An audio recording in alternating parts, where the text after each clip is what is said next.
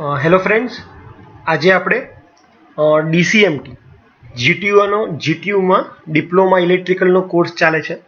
એનો જે સબ્જેક્ટ છે થર્ડ સેમેસ્ટરનો ડીસીએમટી, ડીસી મશીન અને ટ્રાન્સફોર્મર, એનું જે પહેલું ચેપ્ટર છે જે ઓલમોસ્ટ 8 થી 10 માર્ક માટે પૂછાતું હોય છે. અને આમાંથી જે સવાલ આવે છે એ સિંગલી એક્સાઇટેડ સિસ્ટમ શું છે, ડબલી એક્સાઇટેડ સિસ્ટમ શું છે અને અમુક ડેફિનેશન્સ જે આવે છે. તો એ પોઈન્ટ ઓફ વ્યૂ આ ચેપ્ટર ખૂબ જ ઇમ્પોર્ટન્ટ છે.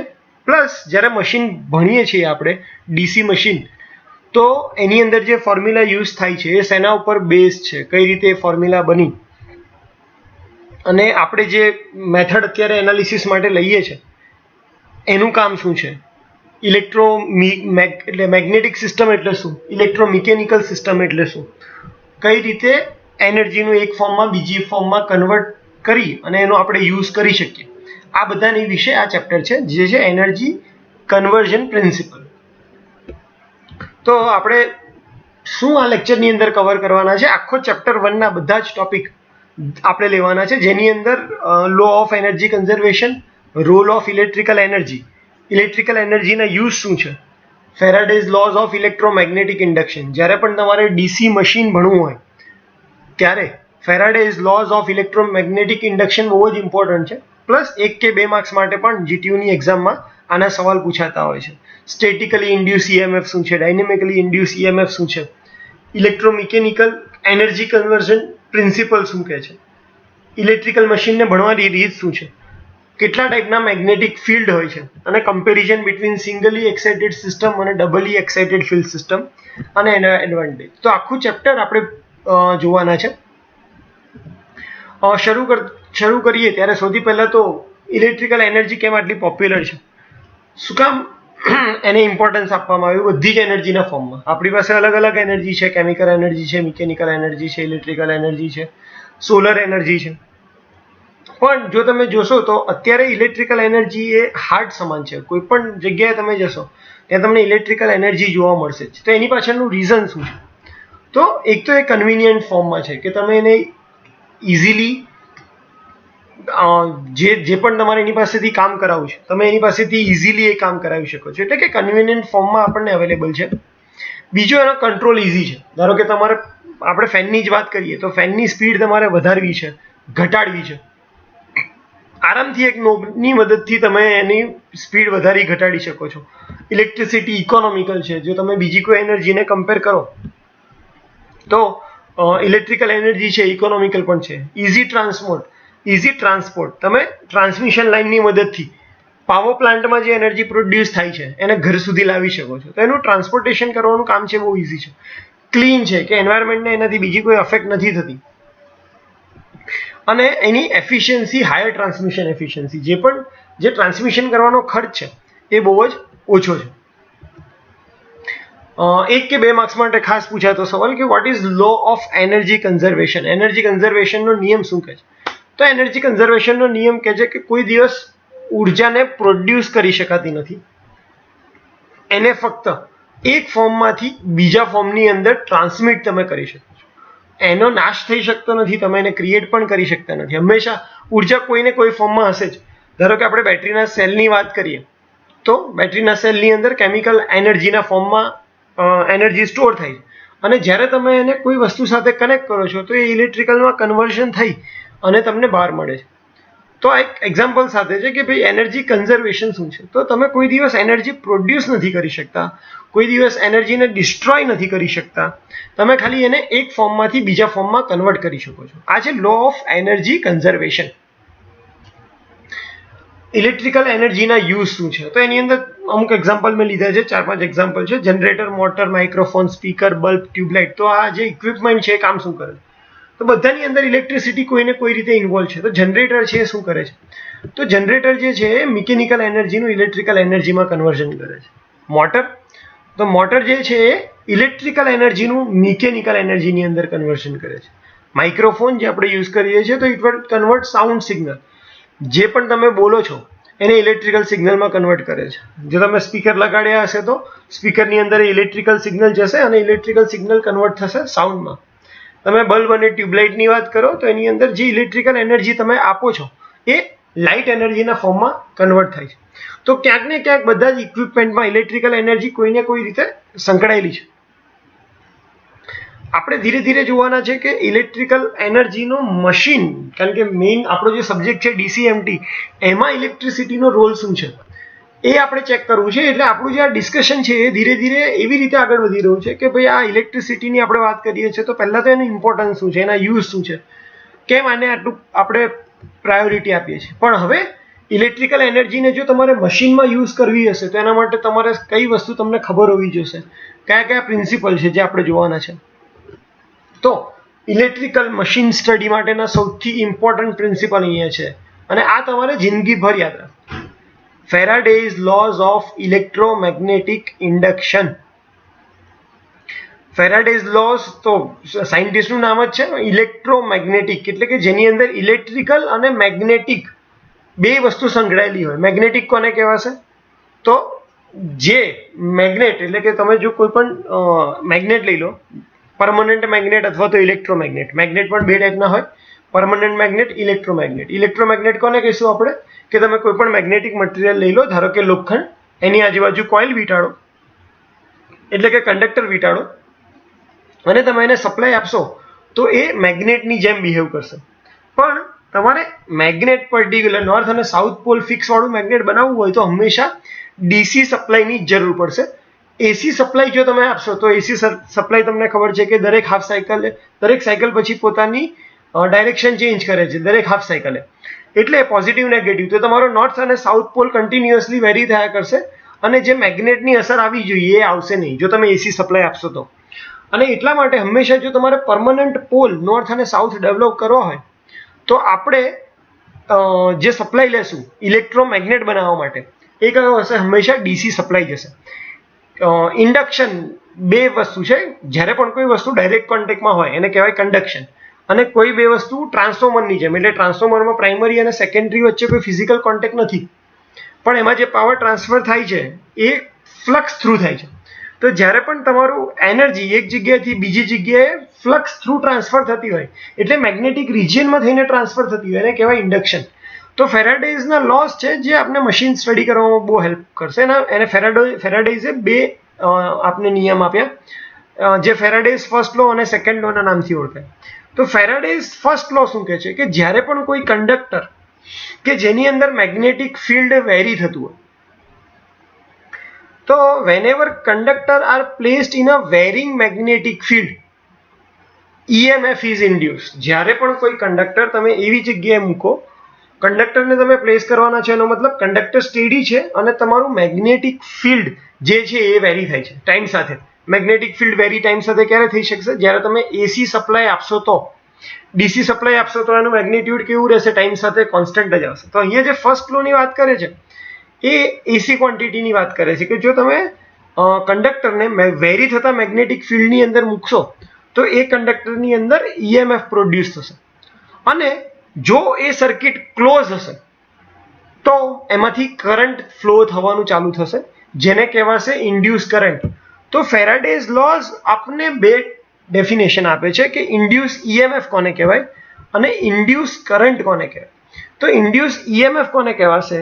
જ્યારે પણ તમે કોઈ કંડક્ટરને વેરી થતા મેગ્નેટિક ફિલ્ડની અંદર મૂકશો અને એ કંડક્ટરમાં જે EMF પ્રોડ્યુસ થશે એને આપણે કહેશું ઇન્ડ્યુસ EMF. અને જો એ કંડક્ટરનો પાથ ક્લોઝ હશે તો એમાંથી કરંટ ફ્લો થશે જેને આપણે કહેશું ઇન્ડ્યુસ કરંટ.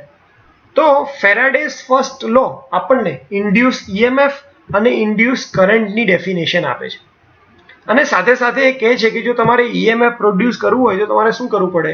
તો કે ભાઈ ફ્લક્સ છે એ વેરી લેવું પડે અને કંડક્ટર છે સ્ટેશનરી લેવું પડે. ફેરાડેઝનો સેકન્ડ લો શું કહે છે?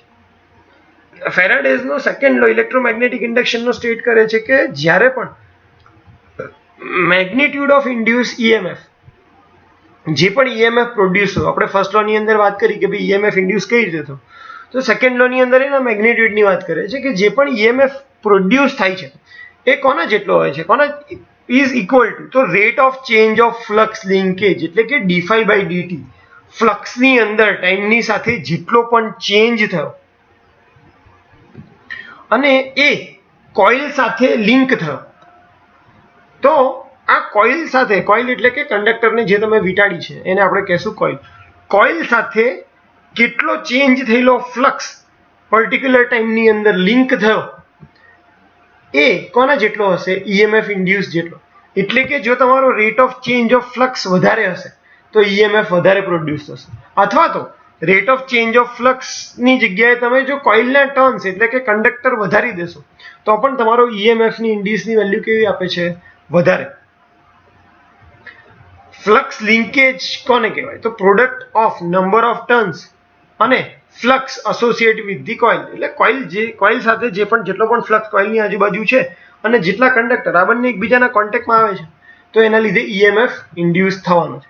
તો ફેરાડેઝ ફર્સ્ટ લો આપણે EMF ઇન્ડ્યુસ કઈ રીતે કરી શકાય અને કરંટ કઈ રીતે ઇન્ડ્યુસ કરી શકાય એના વિશેની જાણકારી આપે છે. જ્યારે ફેરાડેઝ સેકન્ડ લો આપણને એનું મેગ્નિટ્યુડ કેટલું હશે, એની વેલ્યુ, મેગ્નિટ્યુડ કે એટલે કે EMF ઇન્ડ્યુસની વેલ્યુ શું હશે, કેટલા વોલ્ટ હશે એની માહિતી આપે છે. આના ઉપરથી આપણને એ પણ ખબર પડે કે જો મારે EMF ઇન્ડ્યુસ છે એની વેલ્યુ વધારવી હોય તો મારે શું કરવું પડે? તો એની અંદર બે રસ્તા છે, અથવા તો તમે ફ્લક્સના લિંકેજને વધારો કોઇલ સાથેના, અથવા તો તમે કંડક્ટરની વેલ્યુને વધારી દો તો તમારો જે EMF ઇન્ડ્યુસ થાય છે એની વેલ્યુ કેવી આવશે? વધારે. ફેરાડેઝના બે લોઝની સાથે લેન્ઝ લો એ પણ એક ઇમ્પોર્ટન્ટ કન્સેપ્ટ છે કે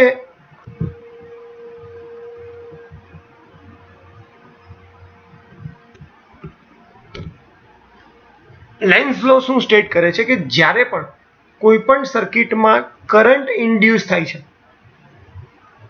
શેના કારણે? તો કે ભાઈ મેગ્નેટિક ફિલ્ડના ચેન્જ થવાને લીધે અથવા તો મોશનમાં કોઈ ચેન્જ થવાને લીધે જ્યારે પણ કોઈ કરંટ સર્કિટમાં ઇન્ડ્યુસ થાય છે. હવે જ્યારે પણ આપણે વાત કરીએ કે કરંટ ઇન્ડ્યુસ થાય છે એનો મતલબ કે વોલ્ટેજ ત્યાં પ્રોડ્યુસ થવાનો જ હશે. પહેલેથી વોલ્ટેજ પ્રોડ્યુસ થયેલો છે તો જ કરંટ ફ્લો થવાનો છે. તો લેન્ઝ લો સ્ટેટ કરે છે કે જે પણ કરંટ પ્રોડ્યુસ થાય છે સર્કિટમાં મેગ્નેટિક ઇન્ટરેક્શનને લીધે કંઈ પણ, એ ડાયરેક્ટલી શું કરશે? કોઈ પણ કરંટ હોય એ હંમેશા ફ્લક્સ પ્રોડ્યુસ કરે. તો જે પણ કરંટ છે સ્ટ્રેટ લાઇનમાં પાસ થતો હશે તો એ ફ્લક્સ ઓછો ઇન્ડ્યુસ કરશે, પણ જે કોઇલના ફોર્મમાં હશે તો ફ્લક્સ વધારે પ્રોડ્યુસ કરશે. તો જેવો આ ઇન્ડ્યુસ કરંટ હશે એ હંમેશા કોનો ઓપોઝ કરશે? કે ભાઈ જે ફ્લક્સમાં ચેન્જ થવાને લીધે એનો ઉદ્ભવ થયો, એટલે કે કરંટ ઇન્ડ્યુસ એના લીધે થયો તો ફ્લક્સમાં ચેન્જને લીધે, તો જે રીઝનને લીધે એ કરંટ ઇન્ડ્યુસ થયો એ હંમેશા એને ઓપોઝ કરશે. અને આ ઓપોઝ કરવા માટે એ શું કરશે કે ભાઈ શેના લીધે કરંટ ઇન્ડ્યુસ થયો? તો કે ભાઈ relative motion between magnetic field અને કંડક્ટર. તો આ બંનેનું જે મોશન છે એને મિકેનિકલ ફોર્સ ડેવલપ કરીને, એટલે કે રોટેશન ડેવલપ કરી અને એ બંને વચ્ચેનું જે રિલેટિવ મોશન છે એને ઓછું કરવા ટ્રાય કરે છે. ઇન શોર્ટ, લેન્ઝ લો તમને કહે છે કે જે પણ કરંટ અથવા વોલ્ટેજ ઇન્ડ્યુસ થશે એ હંમેશા એને જે પ્રોડ્યુસ કરનાર હશે એ કારણનો એ હંમેશા ઓપોઝ કરશે.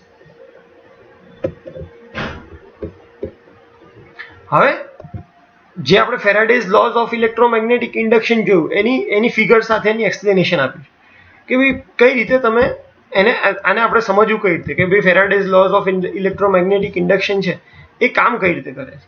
તો અહીંયા તમને આ ફિગરની અંદર તમને દેખાતું હશે કે અહીંયા એક કોઇલ આપી છે, જે આ N લખ્યું છે એ શું છે? તમારા નંબર ઓફ ટર્ન્સ છે. અહીંયાથી કરંટ ઇન થાય છે, આ કોઇલમાંથી થઈ અને અહીંયાથી બહાર આવે છે. આ જે મટીરિયલ ચોરસ તમને દેખાય છે એ મેગ્નેટિક મટીરિયલ છે અને એટલા માટે એમાંથી ફ્લક્સ પ્રોડ્યુસ થયો છે જે નોર્થ પોલમાંથી થઈ અને સાઉથ પોલની અંદર એન્ટ્રી લે છે. નોર્થ પોલમાંથી થઈ અને સાઉથ પોલમાં એન્ટ્રી લે છે. આ થવાનું કારણ કે આ એક મેગ્નેટ બન્યું છે.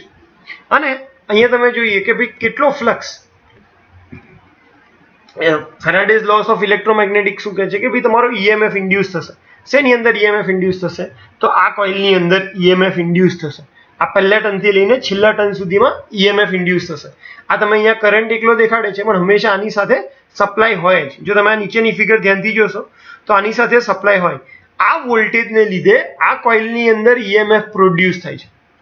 કેમ? કારણ કે કંડક્ટર તમારા સ્ટેડી છે અને જે તમારો ફ્લક્સ છે એ અહીંયાથી નોર્થથી સાઉથ રોટેટ થાય છે. એના લીધે અહીંયા EMF પ્રોડ્યુસ થવાના છે અને આ EMF હંમેશા શું કરશે? આ જે બેટરીના વોલ્ટેજ હશે એને ઓપોઝ કરવાનો ટ્રાય કરશે. અહીંયા એના માટે ફોર્મ્યુલા આપી છે કે ભાઈ EMF ઇન્ડ્યુસ થાય છે એ શાના લીધે થાય છે, તો n એટલે નંબર ઓફ કંડક્ટર્સ, આ તમારા જેટલા પણ કંડક્ટર્સ તમે અહીંયા વિચારેલા છે કંડક્ટર્સ મલ્ટીપ્લાય બાય d∅/dt એટલે કે ચેન્જ ઇન ફ્લક્સ. ફ્લક્સમાં જે ચેન્જ થાય છે કેટલા ટાઈમમાં, 0 થી લઈને t ટાઈમ સુધીમાં કેટલો ફ્લક્સ ચેન્જ થયો, એટલે અહીંયા એમને વેલ્યુ આપી છે ∅2 - ∅1. તો શરૂઆત થયો ત્યારે ફ્લક્સ એન્ડ થયો ત્યારે ફ્લક્સની વેલ્યુ કેટલી છે, શરૂઆત થઈ ત્યારે ફ્લક્સની વેલ્યુ કેટલી છે અને કેટલા ટાઈમની અંદર એ ચેન્જ થયો. તો આ ઇક્વેશનને આપણે લખી શકું કે n કોમન d∅/dt. EMF જે પણ પ્રોડ્યુસ થાય છે કોના પર ડિપેન્ડ કરે, બે વસ્તુ પર, એક કંડક્ટર અને બીજું ચેન્જ ઇન ફ્લક્સ. ફ્લક્સ ક્યારે આવ્યો, જ્યારે તમારું મેગ્નેટિક ફિલ્ડ હશે તો. મેગ્નેટિક ફિલ્ડ ક્યારે હશે, જ્યારે મેગ્નેટ હશે તો.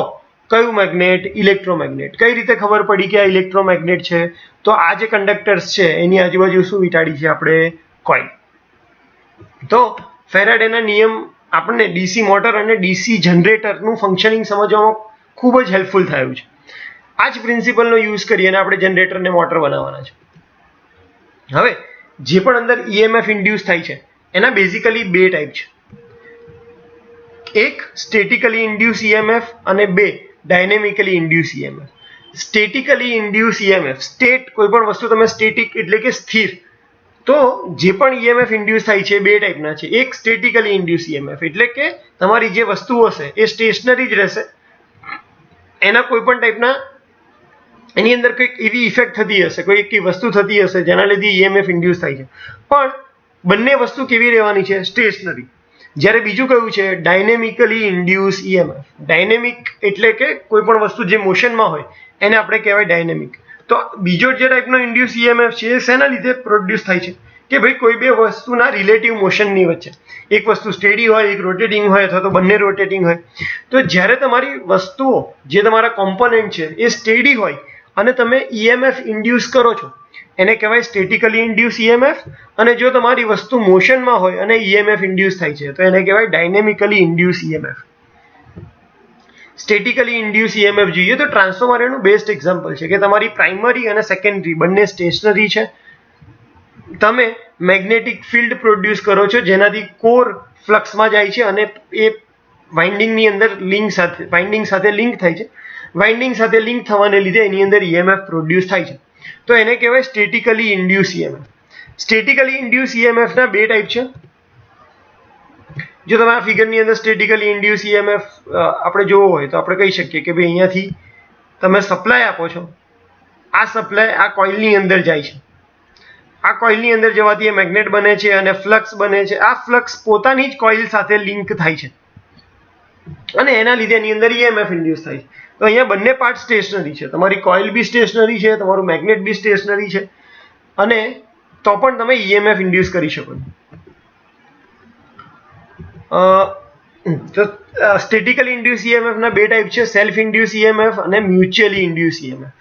સેલ્ફ ઇન્ડ્યુસ EMF કોને કહેશું કે જ્યારે ફ્લક્સ પોતાના જ કંડક્ટરને કટ કરે. અહીંયા ડેફિનેશન લખી છે કે ભાઈ self induce EMF is the EMF induced in the coil due to change of flux produced by linking with its own turns. એટલે કે આ ફિગરની અંદર તમે ધ્યાનથી જુઓ તો અહીંયા જે ટર્ન્સ દેખાય છે, ફ્લક્સ જે પ્રોડ્યુસ થાય છે નોર્થ ઇસ્ટ સાઉથ, તો આ ફ્લક્સ જ આ કંડક્ટર જોડે લિંક થશે અને લિંક થવાને લીધે જે કોઇલ છે તમારી એની અંદર EMF પ્રોડ્યુસ થાય છે.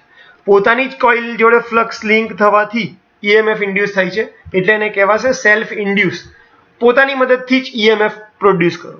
બીજું છે મ્યુચ્યુઅલી ઇન્ડ્યુસ EMF, એટલે કે જ્યારે બીજી કોઈ બાજુમાં કોઇલ રાખી હોય, એ કોઇલની અંદર જે ફ્લક્સ પ્રોડ્યુસ થાય છે અને એ ફ્લક્સ પ્રોડ્યુસ થવાને લીધે બીજી કોઇલનો કંડક્ટરને એ ફ્લક્સ કટ કરે છે, પહેલી કોઇલનો ફ્લક્સ, તો બીજી કોઇલમાં જે EMF ઇન્ડ્યુસ થશે એને કહેવાશે મ્યુચ્યુઅલી ઇન્ડ્યુસ EMF. જેમ કે આ ફિગરની અંદર જે આ કંડક્ટર છે, પહેલું જે તમને મેગ્નેટ દેખાય છે, આ બધા કંડક્ટર્સ દેખાય છે, તો આ કંડક્ટર જે ફ્લક્સ કટ કરશે કોનો હશે, પોતાની કોઇલનો જ. એટલે અહીંયા જે EMF ઇન્ડ્યુસ થશે એને આપણે કહેશું સેલ્ફ ઇન્ડ્યુસ EMF. જ્યારે આ કોઇલનો ફ્લક્સ તમે અહીંયા જોશો કે અહીંયાથી જાય છે, તો બની શકશે કે આ મેગ્નેટના જે કંડક્ટર્સ છે એને એની સાથે પણ લિંક થાય, તો આ ફ્લક્સ આ કંડક્ટર સાથે લિંક થવાને લીધે આ કોઇલમાં જો કોઈ EMF ઇન્ડ્યુસ થશે તો એને આપણે કહેશું મ્યુચ્યુઅલ ઇન્ડ્યુસ EMF. તો ટ્રાન્સફોર્મર એનું બેસ્ટ એક્ઝામ્પલ છે કે ટ્રાન્સફોર્મરમાં પ્રાઇમરીમાં તમે જે સપ્લાય વોલ્ટેજ આપો છો એમાં પ્રાઇમરી સપ્લાય વોલ્ટેજ આપવાના લીધે પ્રાઇમરીમાં જે વોલ્ટેજ પ્રોડ્યુસ થયો એ હશે સેલ્ફ ઇન્ડ્યુસ EMF. જ્યારે એનો ફ્લક્સ લિંક થશે સેકન્ડરી કોઇલ સાથે અને પછી સેકન્ડરી કોઇલમાં જે EMF ઇન્ડ્યુસ થશે એને આપણે કહેશું મ્યુચ્યુઅલી ઇન્ડ્યુસ EMF. કારણ કે મ્યુચ્યુઅલી ઇન્ડ્યુસ EMF માટે શું જોશે, તમારે બીજી કોઈ કોઇલનો ફ્લક્સ જોશે. તો ટ્રાન્સફોર્મરમાં પ્રાઇમરી વાઇન્ડિંગનો જે ફ્લક્સ હશે એ સેકન્ડરી વાઇન્ડિંગને કટ કરે છે અને એટલા માટે આપણે એવું કહીએ છીએ કે ભાઈ ટ્રાન્સફોર્મર છે એ મ્યુચ્યુઅલી ઇન્ડ્યુસ EMF ના પ્રિન્સિપલ ઉપર કામ કરે છે. તો ખરેખર ટ્રાન્સફોર્મર બંને પ્રિન્સિપલ ઉપર કામ કરે છે, સેલ્ફ ઇન્ડ્યુસ પણ અને મ્યુચ્યુઅલી. સેલ્ફ ઇન્ડ્યુસ ક્યાં, તો ટ્રાન્સફોર્મરની પ્રાઇમરી સાઈડ. જ્યારે મ્યુચ્યુઅલી ઇન્ડ્યુસ ક્યાં, તો ટ્રાન્સફોર્મરની પ્રાઇમરી થી સેકન્ડરી સાઈડ જે EMF જનરેટ થાય છે એ મ્યુચ્યુઅલી ઇન્ડ્યુસ EMF ને લીધે થાય છે. એની અંદર આપણે આ એક્ઝામ્પલ લીધું હોય કે ભાઈ ઇન્ડ્યુસ EMF થાય છે એ કંડક્ટર ઉપર ડિપેન્ડ કરે છે. તો આપણને ખ્યાલ છે કે જેટલો વોલ્ટેજ વધારે, તો ક્યારે વોલ્ટેજ વધશે, જ્યારે ટર્ન્સ વધારે રાખ્યા હશે. જે વાઇન્ડિંગના ટર્ન્સ વધારે હશે એનો વોલ્ટેજ વધારે પ્રોડ્યુસ થાય છે. ડાયનેમિકલી ઇન્ડ્યુસ EMF એટલે શું, એટલે તમે કોઈ પણ કંડક્ટરને જ્યારે રોટેટ કરશો કોન્સ્ટન્ટ ફ્લક્સ ની અંદર, તો આ કંડક્ટર અને ફ્લક્સ ની વચ્ચે જે મોશન થાય છે એના લીધે કંડક્ટરમાં જે EMF પ્રોડ્યુસ થશે એને આપણે કહેશું ડાયનેમિકલી ઇન્ડ્યુસ EMF. 1 માર્ક્સ અથવા 2 માર્ક્સ માટે ઘણી વખત આ ડેફિનેશન પૂછાયેલી છે કે એક્સપ્લેન સ્ટેટિકલ ઇન્ડ્યુસ EMF અથવા તો explain type of static induce EMF અથવા તો what is self induce EMF, તો what is mutually induce EMF અથવા એક્સપ્લેન ડાયનેમિકલી ઇન્ડ્યુસ EMF ડેફિનેશનની અંદર. સેલ્ફ ઇન્ડ્યુસ EMF ની અંદર આપણે જેમ કીધું હતું કે ભાઈ એક જ કોઇલ હશે અને એ પોતાના જ ફ્લક્સને કટ કરશે અને એને લીધે એના અક્રોસમાં જે પણ EMF પ્રોડ્યુસ થશે એને આપણે કહેશું સેલ્ફ ઇન્ડ્યુસ EMF. જ્યારે મ્યુચ્યુઅલી ઇન્ડ્યુસ EMF શું હશે, તો બે કોઇલ આપી હશે અને પહેલો કોઇલનો ફ્લક્સ બીજા જોડે લિંક થવાથી જે પણ વોલ્ટેજ પ્રોડ્યુસ થાય છે એને આપણે કહેશું મ્યુચ્યુઅલી ઇન્ડ્યુસ EMF. તો આ સેલ્ફ અને મ્યુચ્યુઅલી ઇન્ડ્યુસ EMF નો પ્રિન્સિપલ આપણે બધા જ મશીનના ફંક્શનિંગ સમજવામાં ખૂબ જ હેલ્પફુલ થાય છે. હવે આપણે જોઈએ કે ભાઈ ઇલેક્ટ્રોમિકેનિકલ એનર્જી કન્વર્ઝનનો પ્રિન્સિપલ શું છે. ઇલેક્ટ્રોમિકેનિકલ એટલે ઇલેક્ટ્રિકલ એનર્જીનું મિકેનિકલ એનર્જીમાં જો તમે કન્વર્ઝન કરો તો કઈ રીતે તમે એને યુઝ કરશો, તો કેટલા ટાઈપના પ્રિન્સિપલ એમાં યુઝ થાય છે. તો એ સમજવા માટે પહેલા આપણે અમુક એક્ઝામ્પલ્સ જોઈશું કઈ એની એપ્લિકેશન છે.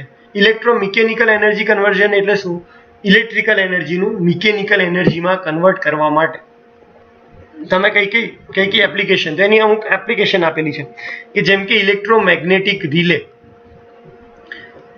બીજું છે ફ્લેમિંગ લેફ્ટ હેન્ડ રૂલ, ત્રીજું છે ફ્લેમિંગ રાઇટ હેન્ડ રૂલ, ચોથું છે પીઝો ઇલેક્ટ્રિસિટી અને પાંચમું છે મેગ્નેટોસ્ટ્રિક્શન. એક એક કરીને આપણે જોતા જઈએ. સૌથી પહેલા આપણે જોઈએ ઇલેક્ટ્રોમેગ્નેટિક રિલે શું છે. તો જો તમે આ ફિગરને ધ્યાનથી જોશો તો તમને અહીંયા એક સી શેપનો આર્મેચર દેખાય છે જેની સાથે અહીંયા લિંક એક હિંજ ટાઈપનું એક સ્ક્રૂ લગાડી અને રોટેટ થઈ શકે એવું જ આર્મેચરનો ટુકડો બીજો મૂક્યો છે. એ અને આ ટુકડા વચ્ચે ગેપ રાખી છે એક સ્પ્રિંગની મદદથી. આ જે આર્મેચર છે એ શેનું બનેલું છે, તો આયર્નનું બનેલું છે. આ રિલેની કોઇલ છે, અહીંયા જે તમને દેખાય છે આ કંડક્ટર વીંટાળેલા છે ગોળ ગોળ, એ છે રિલે કોઇલ. તો રિલે એટલે હંમેશા કરંટની વેલ્યુ વધી છે કે ઘટી છે એ સેન્સ કરી અને આપણે કોઈ પણ વસ્તુને ટ્રીપ કરાવી હોય, જેમ કે MCB ની અંદર પણ રિલે છે, એનું કામ શું હશે, કરંટની વેલ્યુ કેટલી વધી, જો કરંટની વેલ્યુ વધી ગઈ છે અમુક લિમિટ કરતા તો તરત જ એ સિગ્નલ આપશે બીજી કોઈ વસ્તુને, બીજા કોઈ કોન્ટેક્ટને, જેથી કરીને આ જે સપ્લાય હશે એ બંધ થઈ જશે. તો અહીંયા ઇલેક્ટ્રોમેગ્નેટિક રિલે બનાવી છે. કઈ રીતે, તો આ જ્યારે પણ તમે સપ્લાય આપશો તો અહીંયા ફ્લક્સ ડેવલપ થશે. આ જે ફ્લક્સ ડેવલપ થશે એના લીધે અહીંયા EMF પ્રોડ્યુસ થશે. આપણો જે વર્કિંગ પ્રિન્સિપલ કોઈ પણ જે Faraday's loss of electromagnetic induction કહે છે કે જો તમે કરંટ કેરિંગ કંડક્ટર એટલે કે આ જે કોઇલ છે એની અંદર કરંટ પસાર કરો તો એમાં શું પ્રોડ્યુસ થશે, મેગ્નેટિક ફિલ્ડ. અને એ મેગ્નેટિક જેવું એ મેગ્નેટ બનશે તો એ શું કરશે, આ જે સી શેપ છે હવે ઇલેક્ટ્રોમેગ્નેટમાં કન્વર્ટ થઈ ગયું જેવો સપ્લાય આપ્યો તો એ શું કરશે, આ જે લોખંડનો ટુકડો એની સાથે કનેક્ટેડ છે એને અહીંયા ખેંચવા ટ્રાય કરશે. જો તમે સપ્લાય કાઢી નાખો એટલે કે આ કરંટ બંધ કરી દો તો શું થશે, સ્પ્રિંગની મદદથી પાછો છૂટો પડી જશે. તો આવી રીતે અહીંયા જો તમે કોઈ જગ્યાએ સર્કિટ કનેક્શન અથવા તો અહીંયાથી કોઈ સિગ્નલ મોકલવા માંગો તો જેવું આ ક્લોઝ થાય તમે બીજી કોઈ જગ્યાએ એને એલઆરએમ સર્કિટ તરીકે યુઝ કરી શકો, ટ્રિપિંગ મિકેનિઝમ તરીકે. તો આ એની એપ્લિકેશન છે કે ઇલેક્ટ્રિકલમાંથી મિકેનિકલ. અહીંયા તમે ઇલેક્ટ્રિકલ સપ્લાય આપ્યો તો અને તમને અહીંયા ફોર્સ મળ્યો, મિકેનિકલ એનર્જી મળી. એટલે એપ્લિકેશન્સ આપણે જોઈ રહ્યા છે. તો પહેલી એપ્લિકેશન આપણે જોઈ electromagnetic relay, force acting on iron. આયનને પીસ ઉપર જો તમારે એને ફોર્સ લગાડવો હોય તો કઈ રીતે તમે પ્રોડ્યુસ કરી શકશો. બીજું છે Fleming left hand rule. Fleming સાયન્ટિસ્ટે ડાબા હાથનો નિયમ જે શોધ્યો છે. તો ફ્લેમિંગ લેફ્ટ હેન્ડ રૂલ અને રાઈટ હેન્ડ રૂલ બંને જનરેટર અને મોટર, ડીસી મશીનના જનરેટર અને મોટરના ડાયરેક્શન ડિસાઇડ કરવા માટે. કઈ ડાયરેક્શન? જેમ કે લેફ્ટ હેન્ડ રૂલની વાત કરીએ તો ડાબો હાથનો નિયમ જે છે એ મોટર માટે યુઝ થાય છે હંમેશા. Fleming left hand rule is use for DC motor. તો ડીસી મોટરના આઉટપુટ માટે. જનરેટર જો લઉં તો જનરેટરના આઉટપુટ માટે એ ફ્લેમિંગ રાઈટ હેન્ડ રૂલ વપરાય છે. તો જ્યારે પણ આપણે કયા ઇક્વિપમેન્ટ માટે શેના માટે યુઝ કરવાના છે તો આઉટપુટને જ કન્સિડર કરવાના છે. તો મોટરનો જે આઉટપુટ હોય એ હોય સ્પીડ અથવા તો કહીએ કે ફોર્સ, કઈ ડાયરેક્શનમાં એ રોટેટ થશે. તો ફ્લેમિંગ લેફ્ટ હેન્ડનો rule, Fleming left hand rule મોટરની ડાયરેક્શન કઈ હશે એ જાણવા માટે યુઝ થાય છે. જ્યારે ફ્લેમિંગ રાઈટ હેન્ડ રૂલ જનરેટરમાં કરંટની ડાયરેક્શન એટલે કે ઇન નીકળશે કે આઉટ નીકળશે, કરંટની ડાયરેક્શન કઈ હશે એ જાણવા માટે યુઝ થાય છે. એક એક કરીને આપણે જોઈએ. તો પહેલા જોઈએ ફ્લેમિંગ રાઈટ હેન્ડ રૂલ. તો Fleming right hand rule generator માટે યુઝ થાય છે. અને તમે અંગૂઠો અને જે બે આંગળી છે બંને એકબીજાની પેરેલલ 90 ડિગ્રી અપાર્ટ રાખો તો એમાં જે તમારી અંગૂઠો છે એ ઇન્ડિકેટ કરશે મોશન, કારણ કે જનરેટરને તમે મિકેનિકલ એનર્જી આપવાના છો એટલે તમને મોશન પહેલેથી ખબર હશે. તમારી જે ચોથી આંગળી છે એ મેગ્નેટિક ફિલ્ડ ઇન્ડિકેટ કરે છે કે ભાઈ ફ્લક્સની ડાયરેક્શન કઈ હશે. હંમેશા ફ્લક્સની ડાયરેક્શન નોર્થ થી સાઉથ હોય એટલે તમે નોર્થ થી સાઉથની ડાયરેક્શનમાં આંગળી પોઈન્ટ કરશો તો તમને કરંટની ડાયરેક્શન કઈ છે એ તમને ખબર પડી જશે. તો ફ્લેમિંગ રાઈટ હેન્ડ રૂલ તમને કરંટની ડાયરેક્શન આપશે. કરંટ ક્યારે આવશે? જ્યારે એની અંદર ઈએમએફ હશે તો.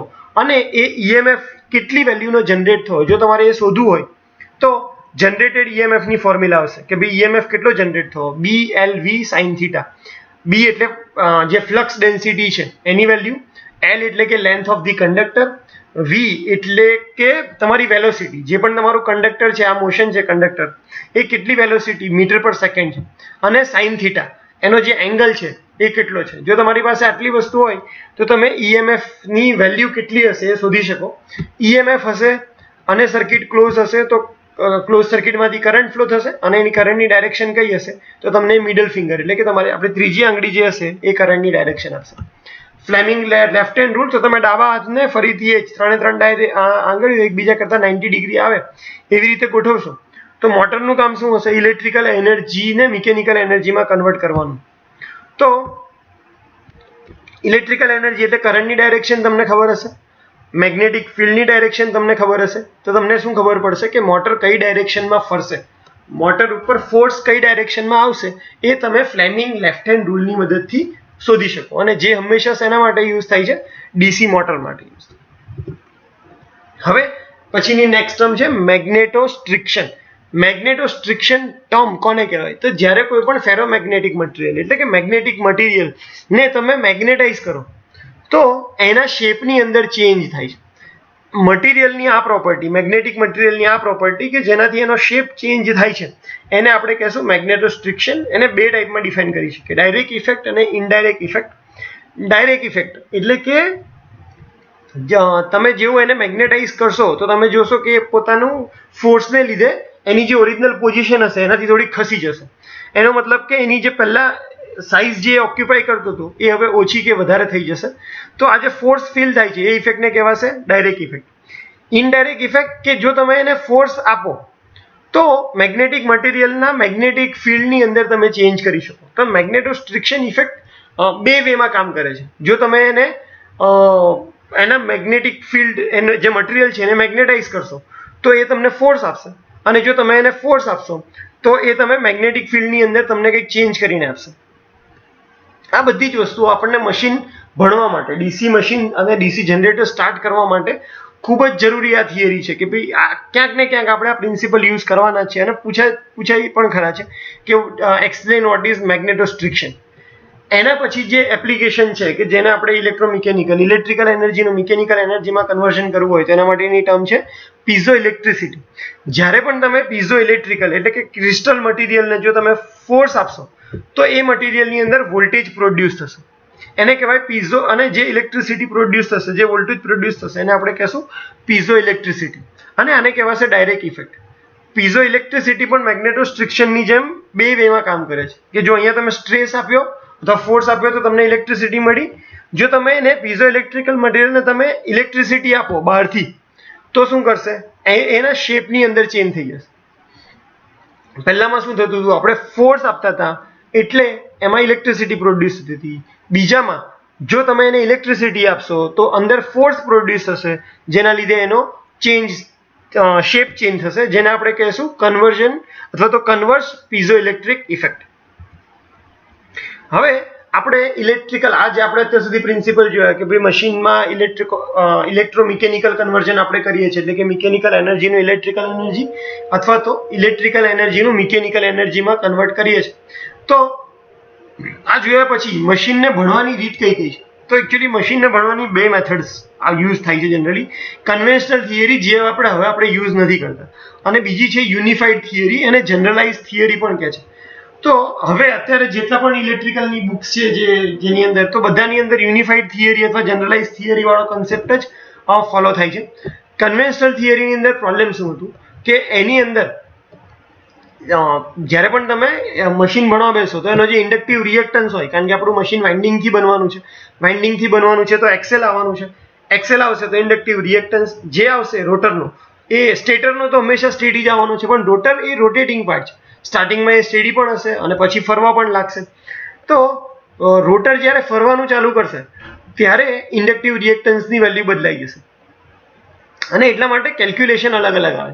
પ્લસ કન્વેન્શનલ થિયરીની અંદર આપણે દરેક મોટર માટે અલગ અલગ સિમ્બોલ યુઝ કરતા હતા, દરેક મશીન્સ માટે અલગ અલગ ફોર્મ્યુલા યુઝ કરતા હતા, અને એટલા માટે મશીનનો સ્ટડી કરવાનું જે હતું એ બહુ કોમ્પ્લિકેટેડ થઈ જતું. કારણ કે દરેક ચેપ્ટર માટે તમે એક અલગ વેરિયેબલ યુઝ કરો તો વેરિયેબલની સંખ્યા ફોર્મ્યુલાની અંદર, ધારો કે હું ઈજીનું ઇક્વેશન લખ્યું છું કે easy equal to 5ZNP divided 60A, તો 5 એ ફ્લક્સ માટે છે, Z એ કંડક્ટર માટે છે, N એ સ્પીડ માટે છે, P એ પોલ માટે છે. તો આવા જે સિમ્બોલ જે આપણે ડીસી મશીનમાં જનરેટર કે મોટર બંને માટે સેમ રાખ્યા છે, પણ જો કન્વેન્શનલ થિયરી પ્રમાણે આપણે ભણતા હોત તો એની અંદર દરેક મોટર, દરેક મશીન પ્રમાણે એના સિમ્બોલ અલગ અલગ હતા અને એના લીધે આ સ્ટડી બહુ કોમ્પ્લેક્સ થઈ જતું. એના પછી જે ડેવલપ થઈ, જે આપણે અત્યારે વાપરીએ છીએ, એ છે યુનિફાઈડ થિયરી અથવા તો જનરલાઇઝ થિયરી. તો એની અંદર બધા જ મશીન માટે કોમન વેરિયેબલ લીધા છે કે ફ્લક્સ માટે તો તમે જનરેટર લો, મોટર લો કે ટ્રાન્સફોર્મર લો, બધામાં ફ્લક્સ એટલે 5 થી જ ડિફાઇન થાય. બધા માટેની ફોર્મ્યુલા પણ મશીન માટેની આપણે સેમ રિજિયનમાં જ ઓપરેટ કરીએ, સેમ વસ્તુ જ કે ભાઈ ફ્લક્સ માટેની વેલ્યુ હશે તો ફ્લક્સની વેલ્યુ ફાઇન્ડ કરવાની ફોર્મ્યુલા બધા માટે સેમ હશે, ભલે પછી એ મશીન હોય, ટ્રાન્સફોર્મર હોય, કોઈ પણ હોય. યુનિફાઈડ થિયરી જો મારે કોઈને ટૂંકમાં સમજાવવું હોય કે ભાઈ યુનિફાઈડ થિયરી કોને કહેવાય, તો યુનિફાઈડ થિયરી એટલે એવી થિયરી કે આપણે કોઈ પણ મશીનનું પરફોર્મન્સ કઈ રીતે એ ઓપરેટ કરશે, ચાલુ થયા પછી એ કેવું બિહેવિયર કરશે, એ આપણે ત્યારે પહેલેથી જ પ્રેડિક્ટ કરી શકશું. ક્યારે? જ્યારે એની સ્ટેડી પોઝિશનમાં, એટલે કે બંધ પોઝિશનમાં હશે ત્યારે પણ આપણે પ્રેડિક્ટ કરી શકશું કે ભાઈ ચાલુ થયા પછી એના ટર્મિનલ ઉપર અથવા તો એના શાફ્ટ ઉપર શું આઉટપુટ હશે, કે એનું બિહેવિયર કેવું હશે, સ્પીડ વધારે હશે, ઘટાડી હશે. આપણે પહેલેથી જ એ વસ્તુ પ્રેડિક્ટ કરી શકીએ છીએ, ભલે મોટર બંધ હોય કે ચાલુ.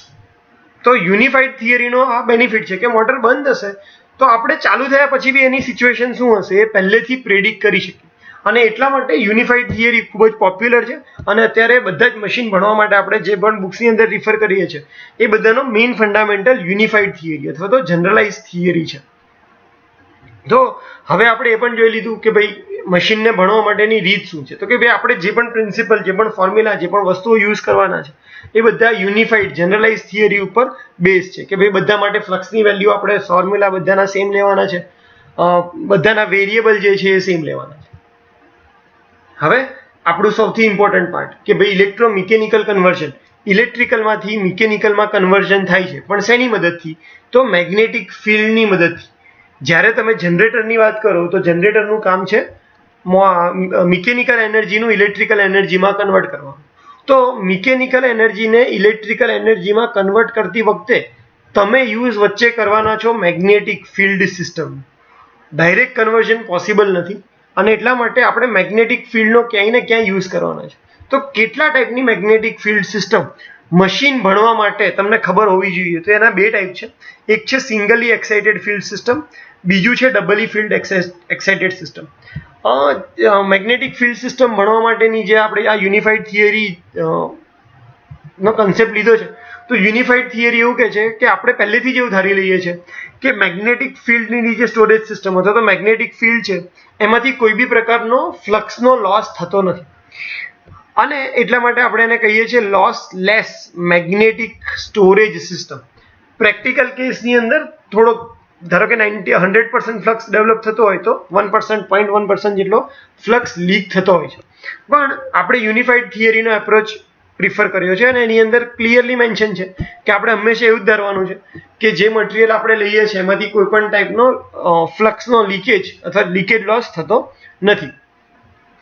સિંગલી એક્સાઇટેડ સિસ્ટમ શું છે? તો એનું નામ જ સજેસ્ટ કરે છે કે એની અંદર કોઈ પણ એક પેરામીટરને એક્સાઇટ કરેલું હશે, કોઈ એક બાજુને સપ્લાય આપી એક્સાઇટ. મેગ્નેટિક ફિલ્ડ, આ ઇલેક્ટ્રોમેગ્નેટિક ફિલ્ડ તમે ક્યારે ડેવલપ કરી શકશો? જ્યારે તમે કરંટ પાસ કરશો. તો કરંટ પાસ કરશો તો જ મેગ્નેટિક ફિલ્ડ ડેવલપ થવાનું છે ઇલેક્ટ્રોમેગ્નેટના કેસમાં. અને મશીન માટે આપણે હંમેશા ઇલેક્ટ્રોમેગ્નેટ જ યુઝ કરવાના છે, કારણ કે પરમનન્ટ મેગ્નેટમાં આપણે ફ્લક્સની વેલ્યુને એટલે કે મેગ્નેટિક ફિલ્ડની વેલ્યુને કંટ્રોલ નથી કરી શકતા, અને એટલા માટે હંમેશા મશીનના આપણે જે પણ મેગ્નેટિક ફિલ્ડ ભણીએ છીએ એ કયું હોય છે? Electromagnetic field. તો ઇલેક્ટ્રોમેગ્નેટ બનાવવા માટે તમને શેની જરૂર પડશે? ઇલેક્ટ્રિકલ સપ્લાયની. તો જ્યારે પણ તમે એક જ બાજુથી ખાલી સપ્લાય આપો છો એને કહેવાશે સિંગલ એક્સાઇટેડ ફિલ્ડ સિસ્ટમ. અને એના માટે તમે જો ટર્મિનલ અથવા તો બ્લોક ડાયાગ્રામ દેખાડશો તો પોઝિટિવ અને નેગેટિવ અહીંયાથી તમે ઇલેક્ટ્રિકલ એનર્જી આપશો અને તમને મિકેનિકલ એનર્જી આઉટપુટની અંદર મળશે. જ્યારે ડબલી એક્સાઇટેડ સિસ્ટમમાં શું હશે કે તમારી પાસે બે સપ્લાય હશે, બે સપ્લાય જેની મદદથી તમે ફિલ્ડ ડેવલપ કરશો, અને આ બે ફિલ્ડના ઇન્ટર રિલેશન અથવા તો ઇન્ટરેક્શનની મદદથી તમે મિકેનિકલ એનર્જી પ્રોડ્યુસ કરવાનો છો. શેની મદદથી? મેગ્નેટિક ફિલ્ડની મદદથી. તો ડબલી એક્સાઇટેડ સિસ્ટમમાં જે પણ તમારા એરા છે એ 4 છે, કારણ કે પોઝિટિવ નેગેટિવ બે સપ્લાયથી તમે મેગ્નેટિક ફિલ્ડ પ્રોડ્યુસ કરો છો, અને એના લીધે તમને શું મળવાનું છે? Mechanical output. તો અહીંયા તમારા શું હશે? Mechanical terminal.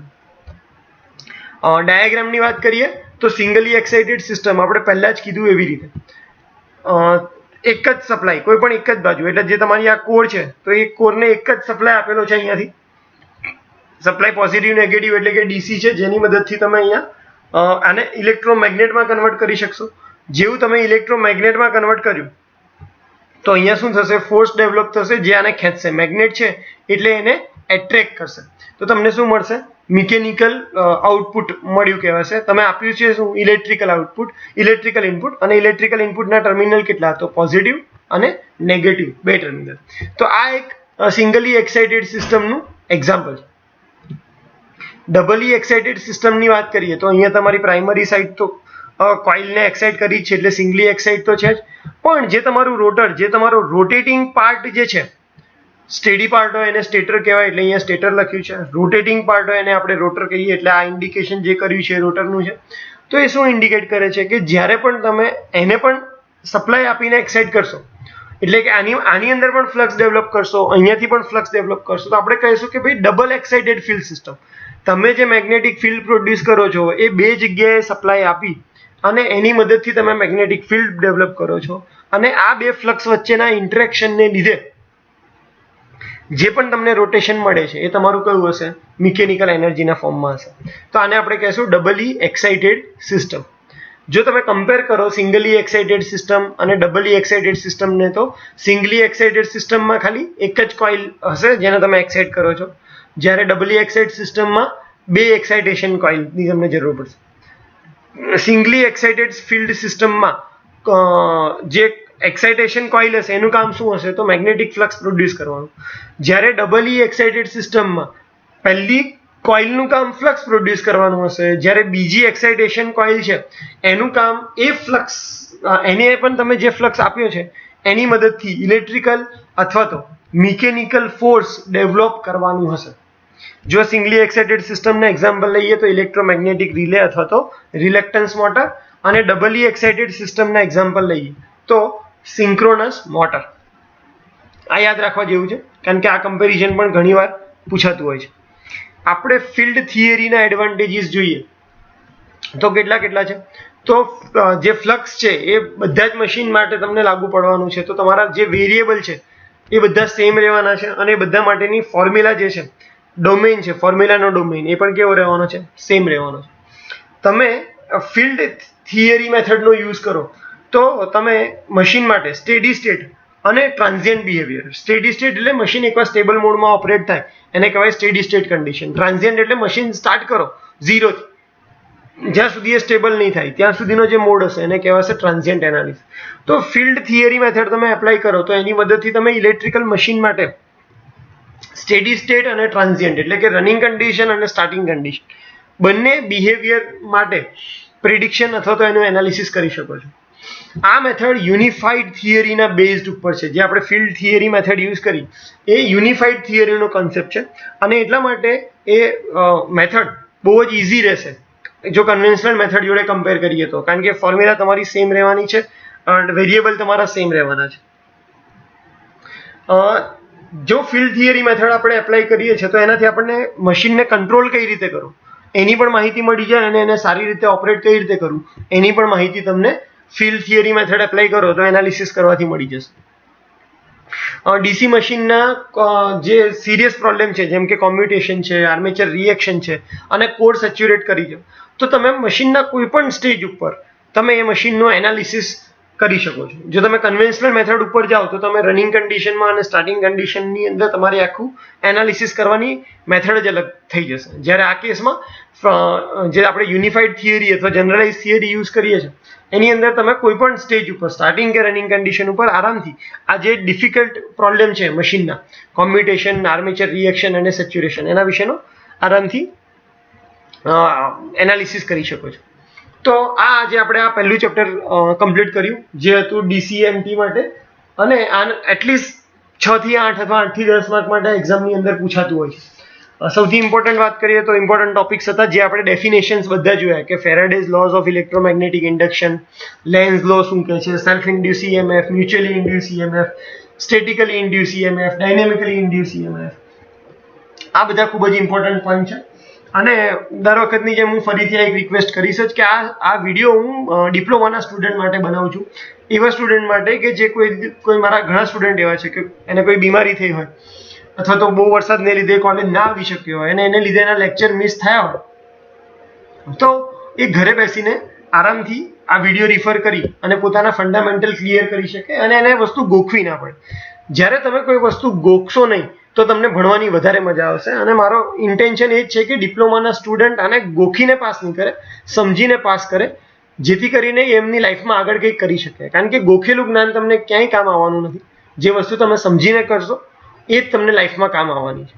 અને સમજીને કરશો તો તમારો સબ્જેક્ટ પણ ઇઝી થઈ જશે, તમે આરામથી સ્કોર કરી શકશો, પેપરમાં ગપ્પા મારવાની જગ્યાએ સમજેલા વર્ડ્સ લખી શકશો. તો આપણો આ ચેનલ અને આ વિડીયો બનાવવા પાછળનો ઉદ્દેશ્ય હંમેશા એ જ છે કે સ્ટુડન્ટ ગોખણ પટ્ટી છોડી અને ભણવા અથવા વસ્તુને સમજવા ટ્રાય કરે. જ્યારે એ વસ્તુને સમજશે તો એને ભણવાનું ઇન્ટરેસ્ટિંગ લાગશે, અને જો ભણવાનું ઇન્ટરેસ્ટિંગ લાગશે તો હંમેશા એની લાઈફમાં એ આગળ જ વધશે. ઓકે, તો આને કોઈ નેગેટિવ રીતે નહીં લઈને પોઝિટિવ રીતે જોશો, કારણ કે ડિગ્રીવાળા સ્ટુડન્ટ જો આ વિડીયો જોતા હશે તમને આનું લેવલ કદાચ થોડુંક નીચું લાગે. તો મારું ઇન્ટેન્શન એ જ છે કે ભાઈ જે ગામડાથી સ્ટુડન્ટ આવે છે કે જેમના પાસે જે રિસોર્સિસ છે એ ઓછા છે, તો અને એમને જે બુક્સની અંદર આપ્યું છે એ શબ્દના અડધા મિનિંગ નથી ખબર, તો એના મિનિંગ આપણે એને સમજાવી દઈએ તો એ પછી આગળની વસ્તુ એ જાતે સમજી લે. તો આપણે હંમેશા લેક્ચરની અંદર મિનિંગ ઉપર વધારે ફોકસ કરીએ છીએ કે આ શબ્દ છે એ શું કહેવા માંગે છે, જેથી કરીને તમને આખું પિક્ચર ક્લિયર થાય. જો તમને આ વિડીયો સારો લાગે તો તમે તમારા ડિપ્લોમાના ફ્રેન્ડ્સ સાથે આને શેર કરી શકો છો, કે જે કોઈ રીઝનથી કદાચ કોલેજ નહીં જઈ શક્યા હોય તો આ વિડીયો ડિફર કરી અને એનો એડવાન્ટેજ લઈ શકે અને એમના નોલેજમાં થોડોક વધારો થાય. જો તમને વિડીયોની અંદર કોઈ પણ વસ્તુ એવું લાગે કે આ વસ્તુ બરાબર નથી, કારણ કે કદાચ હું બુક રિફર કરતો હોય અલગ હોય, તમે કોઈ બીજી બુક રિફર કરતા હોય, તો બની શકે કે અલગ અલગ કન્સેપ્ટ આવી શકે. તો એ તમે કોમેન્ટની અંદર મેન્શન કરશો અને જો મને એમાં કંઈક કરેક્ટ કરવા જેવું લાગશે તો હું તરત જ એને કરેક્ટ કરી અને પછી વિડીયોના ફોર્મમાં તમારી સામે પ્રેઝન્ટ કરીશ. તો ફરીથી એકવાર તમારો આટલો ટાઈમ આપવા માટે થેન્ક યુ સો મચ. અને આપણો એક જ ગોલ રાખીએ કે આપણે ગોખણ પટ્ટીને દૂર કરી અને સ્ટુડન્ટના નોલેજમાં વધારો કરીએ, જેથી કરીને બધાને ભણવાની મજા આવે. Okay, thank you.